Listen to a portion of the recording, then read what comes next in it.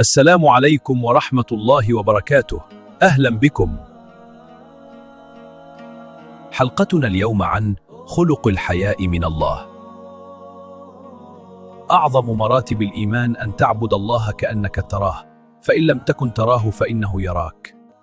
قال الله تعالى: ألم يعلم بأن الله يرى. إذا استقر هذا الشعور في قلبك، استحيت أن يراك الله على معصية وأنت صائم. نستحي من الناس أن يرونا نأكل في رمضان، فلماذا لا نستحي من الله عندما نعصيه في السر؟ الحياء ليس ضعفا، بل هو نور يقذفه الله في قلب من أحب.